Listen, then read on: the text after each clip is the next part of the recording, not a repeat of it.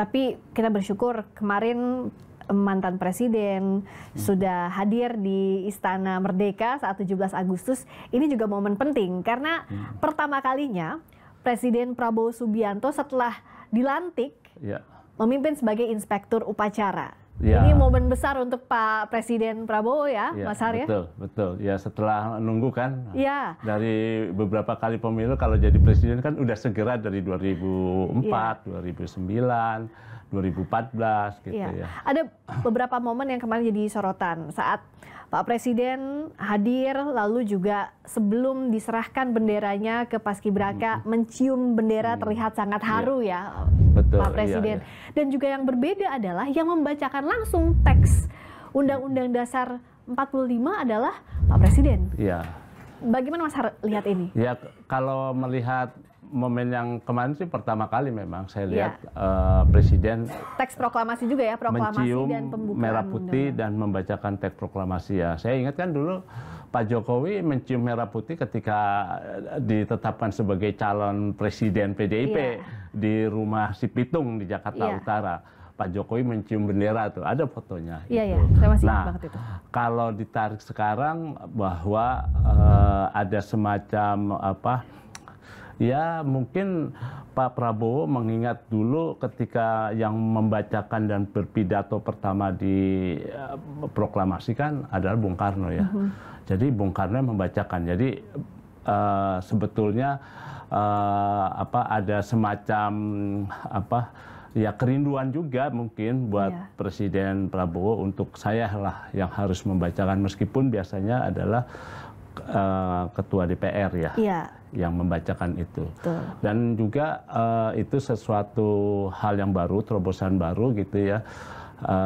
Kita harapkan dengan proklamasi yang dibacakan oleh Presiden langsung, gelora dan wujud nyata dari proklamasi itu benar-benar diperjuangkan gitu ya. Jadi bukan sekadar dibacakan kewajiban di upacara, tapi langsung dibacakan oleh Presiden Prabowo Subianto. Diharapkannya memang jiwanya itu sampai dari teks proklamasi, juga pembukaan Undang-Undang Dasar 1945. Ini kan dasar untuk kita ya, konstitusi.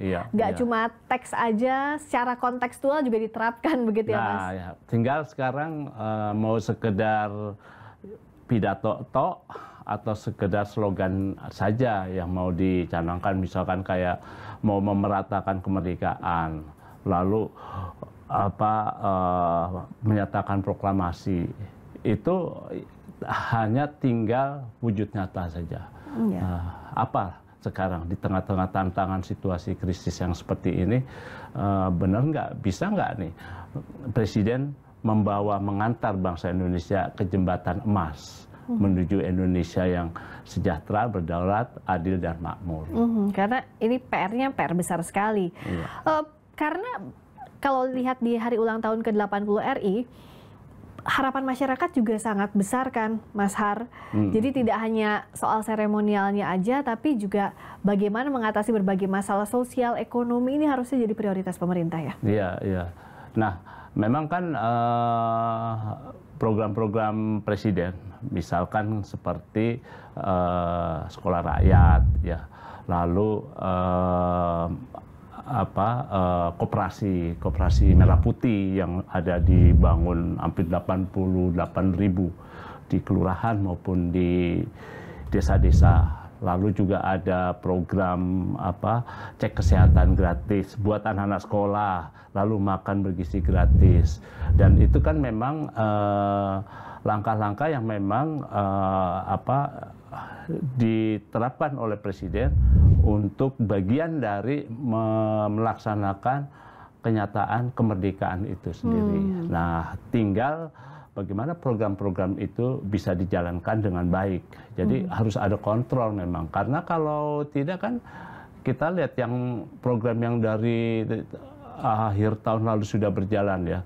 Makan bergizi gratis. Masih banyak hal-hal yang masih tidak berjalan dengan baik gitu loh. Anggarannya satu porsi itu kan menurut ketentuan Badan Gizi Nasional kan harusnya senilai berapa?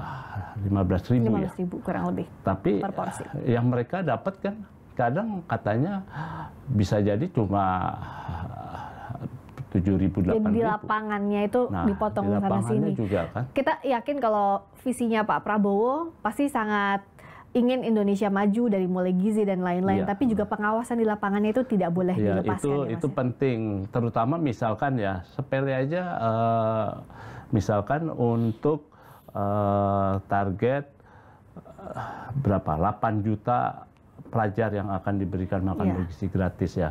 Kadang-kadang satu sekolah aja misalnya, dia harus diberikan 3.000, mungkin satu di kelurahan ada berapa siswa yang harus diberi makan itu. Dapur umumnya memang mencukupi, bisa. Mereka harus dari jam berapa memasaknya. Kalau kenyataannya mereka memasaknya dari malam, jangan-jangan. Baru diberikannya siang kan kualitasnya juga nggak bagus. Kualitasnya turun.